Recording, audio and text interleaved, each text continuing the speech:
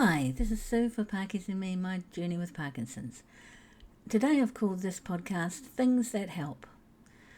Now, one thing that I want to recognise is what works for me may not work for other people, or it may work for other people, or parts of what I do might work for other people.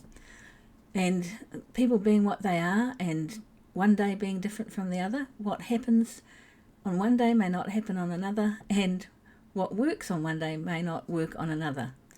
So everybody is different and everybody has different support systems. Some people unfortunately do not have any, and so they have to be primarily their own support system. And I was listening to something today. In fact, I was listening to a rebroadcast of my podcast, which is on Plains FM in Christchurch, and it's played every Wednesday at 12 p.m. We play some of my previous podcasts on that platform, just for people who haven't found it as yet, and it's on 96.9 FM, Plains Media it's called. So I was listening to that this morning, and as I said, it's taken from some of my previous podcasts, and it was talking to somebody from our local Multiple Sclerosis and Parkinson's Society about the work that they do, and she talked about a number of things, the first of which was support groups. Now, I have not always been somebody who personally felt that they would benefit from groups. Particularly, this is a little bit of a segue to the side, a little bit of a tangential moment on this podcast. But as I said, everybody's different. And there was an incident when I was with my daughter at our local gym many years ago. She was about 14, 15. And we'd gone to the gym and we were starting to do a workout, and a exercise class was about to start in the next room. And my daughter says to me, "Mum, can we go to the exercise class?" And I said, "No, darling, you know I hate group exercise, group fitness. I'd just rather do my own thing with my program, done and dusted, and go home." And she said, "Oh, please, just this once." And after a bit more encouragement, or should I say nagging, we decided that we would go in, but there was a proviso from me in my attendance. And that proviso was that I got to stand at the back, because I did not want to be at the front, embarrassing myself because I was so uncoordinated. So we go into the room, and I settle with my daughter at the back of the room, and I look up at the front, and here was this, I'm sorry, but really annoying, peppy, slim, young thing jogging on the spot at the front of the class. And I didn't think much of it, but then the thing was, she started to move, not just jogging on the spot, but she started to run down the side of the class. So she ran down the side, she ran past, and next thing she was right in front of me in my position at the back. And then what she did was, she said, "Now everybody turn around." You guessed it, if you haven't already, I was now in the front. Now, there's a reason people go to the back of an exercise class, and my reason was that I did not, under any circumstances, want to be at the front, and there I found myself at the front. I turned to my daughter and said, "You can stay if you wish, but I am out of here." And so I was. So for me, that group fitness session made me uncomfortable, did not fit for me. I knew that I would be stumbling and bumbling my way through that exercise class, and I did not want to be there. So I removed myself from that environment. And that can be the same for support groups. You know, if you are sort of encouraged to go to a support group, it may not feel like it's your thing, but it may be worth a bit of a punt. So every support group is different. And if you're encouraged to go to a support group, it is usually because somebody with experience feels that they may be helpful for you, whatever your experience happens to be at the time. So I think it's always worth a bit of a punt to try these things out. And I know that the support group that my husband and I go to, he's not really a group person, but he finds value in it. And that has huge value for me, that he has somewhere where he has some connections. Because he's not got a great group of friends. I mean, he's really just got me, and he's happy with that. But, so he enjoys the support group. And I would encourage anybody that is sort of advised to give it a crack. And sometimes, it's not necessarily about you talking about what's happening for you. It can be used sitting there, like we have our meetings at a local club, and we all have something to drink, mine being lemon, lime and bitters, my tipple of choice when I'm driving, and we get some dinner and we talk about all sorts of things. And there are talkers in the group and there are listeners in the group, and a combination of the two. So, even if you just want to go along and you think, oh gosh, I'd never speak at one of these things, I'm too shy, I can't do it, I don't know these people. It may be that you sit there for several weeks and just absorb, and the information and the connection just kind of filters around you, and you pick up things almost subconsciously that you're not really conscious that you're doing. But there may come a time when maybe a discussion starts and you think, actually, there's something I'd like to say about that. And then you chip in. It may be weeks, it may be months, you may be there a year, it doesn't matter. The main thing is that you do not isolate yourself at home, that you take the time to go to one of these groups and connect with people. As I listened to my previous podcast, I remember saying this at the time.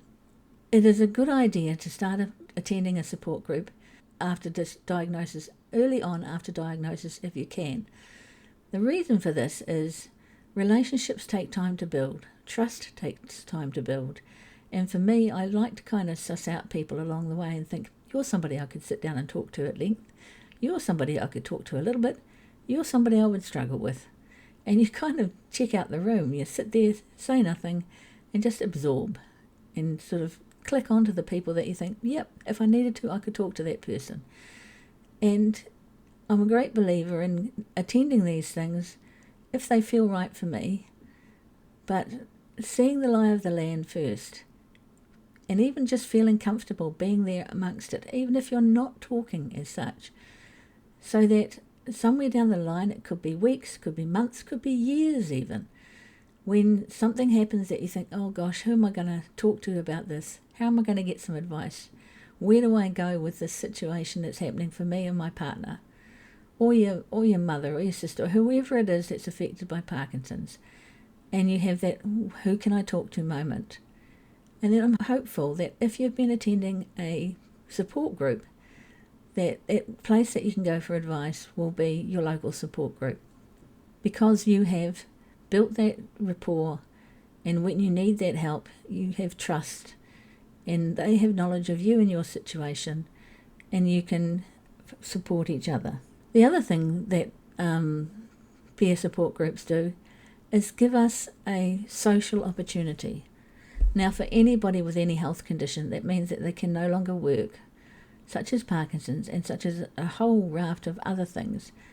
It's socialisation that is one of the key things that can bring you down in mood, can affect you adversely in many ways.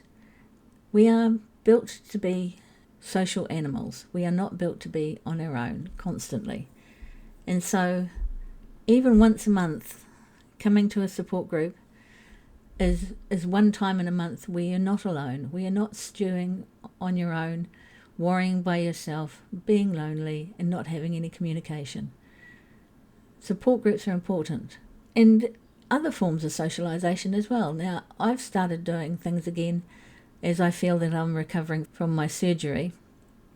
And one of the things that I do is I go to the local swimming pool. Now, I have not swum properly, breaststroke, freestyle, those sorts of things, for about 20 years. But I decided, after months and months post-operatively doing aqua jogging and just kind of kicking around and mucking around and not doing a lot of actual exercise, that I would start trying to swim and swim properly. At first I was doing a little bit of breaststroke, but with my head up so I didn't get water in my eyes, my mouth and all that sort of thing. And that was okay, but slow. And then I decided to try freestyle. So I started doing freestyle, and oh my goodness, it is such a challenge. I know the mechanics of how I would normally swim, but actually achieving that is a bit challenging when you haven't done it for 20 years. One of the biggest things is drinking the pool. one of the girls said jokingly today, she said they'll charge you because they'll have to keep refilling the pool when you've been in there drinking it all on your swim. So I'm getting a bit better, and I'm starting to be able to do actual lengths without stopping in the middle and gasping. And I bought myself some flippers to help. And I bought the flippers because I've actually used them before and found them helpful. But it seems to me that if I've got one side weaker than the other, having flippers will give me a little bit of an edge so that I can swim easier and have at least one thing amongst this thing that I'm trying to get back to that makes things easier. So I'm starting to get there with the swimming. So I do that 3 mornings a week, and I go 6 o'clock in the morning, and I'm there for about an hour, and there are some ladies that come in, they're a bit of a chatty group, that come about 7:30, and sometimes I'll stay for a little bit longer, just for a little bit of a chat, catch up, see how everybody is, and then I'll come home and my day will start. The other thing that I've started doing is I'm playing bowls, and that's a really helpful thing for me as well. It helps me not to feel isolated. It is playing a game that I've vowed that I would take up again when I retired, and I started to, but then all my back pain and things got on top of me. But I'm now back playing bowls, and on a Tuesday there's a ladies' morning where we have a bit of a chat, just ladies, and then we'll go and have 6 to 8 ends, and then we'll go inside for another chat and a cuppa. So that finishes maybe around 11:30, 12 o'clock. Then some of the people, well, a lot of the people go away, and myself and a friend now have a habit of taking a lunch, sitting under a tree and just having a quiet lunch before the roll-up, which starts at 1 o'clock. So then we play bowls from 1 till about 3:30. So by the end of the day, I'm a bit shattered. So, not only have I had a swim in the morning, but I've gone and played bowls in the morning shortly after that, bit of a rest, and then bowling all afternoon. So, that takes up a lot of my time and energy, but I really do enjoy it. Today is Wednesday, the day after my big day of the week with all the bowling all day, and I'm a bit knackered, but it's good. It means that I'm actually working myself. So I'm pleased that I'm doing that, and it's something, again, that I enjoy. It's more socialisation, using my skills, and, I think that's really helping me. Another thing that I do with my time is on a Monday morning, our local library has some card games and other games that you can go and play, and people turn up and get themselves into groups, and some of us have got a sort of pretty set group, and I play a game of cards that's quite challenging. And you really have to kind of think and plan, and, it can be quite complicated. But again, it's pushing my brain, it's making it think in different directions at the same time. You're under time pressure because you can't sit there all day and wonder what you're going to do.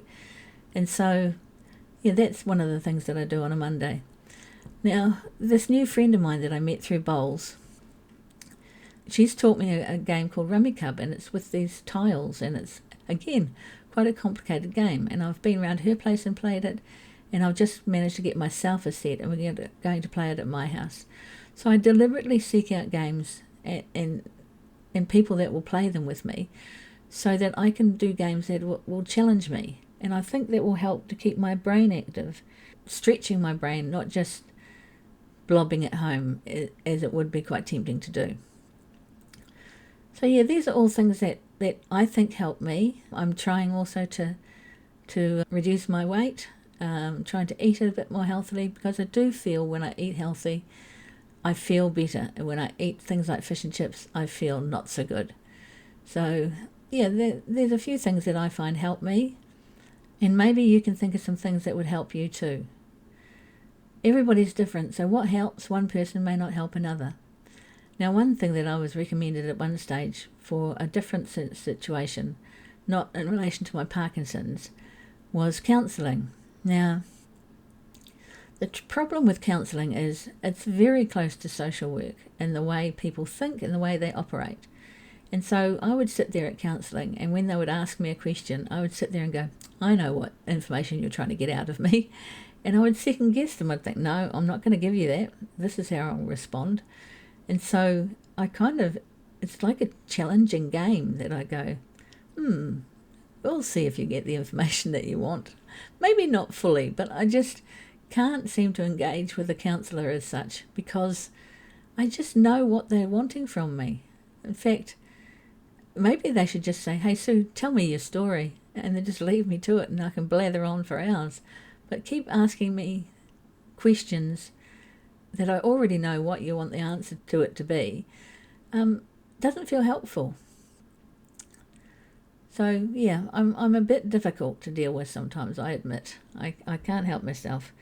20-odd years as a social worker, I kind of know all the tricks and things that you can use to draw people out of themselves. And so it's not that I resist, it's just that I know what you're aiming for, and I may not be ready to give you that information just now.